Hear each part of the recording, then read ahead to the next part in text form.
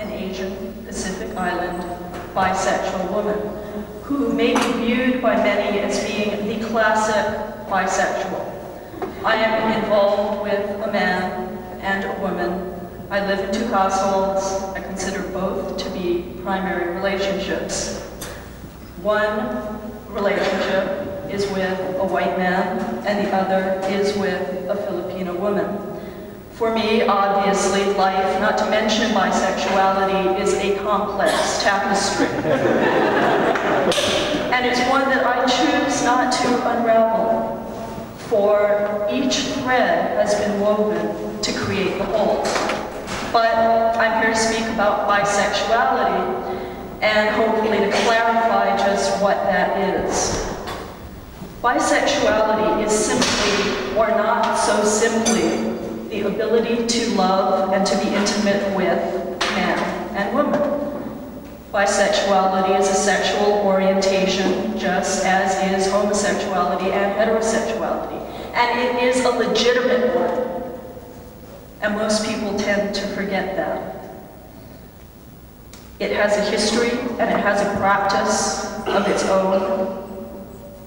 Now, one may choose to be intimate with, or a combination of individuals, a single individual for whatever duration, in whatever space and time. But these factors are all present in other sexual orientations, not just particular to bisexuality. Bisexuality, as a positive force in our society, has been obscure. Bisexuality has been invisible for the most part due to other people's stereotyping of us, and also by the burying of bisexuality in other movements. Now, the issue of bisexuality is not one that I immediately embraced with open arms or gravitated to. I bought into some of the negative connotations that other people imposed upon us. Other people feel the necessity to label us, and by labeling, pigeonholing who we as individuals are.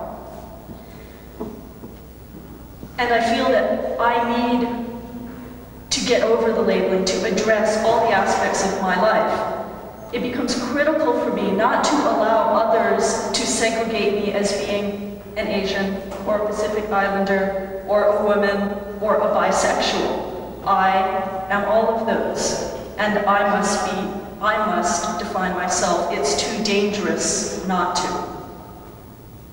To allow others to define us, and therefore condemn us, of using their community, of receiving heterosexual perks, denies the contributions of bisexuals to movements, but also gives those people the power of naming.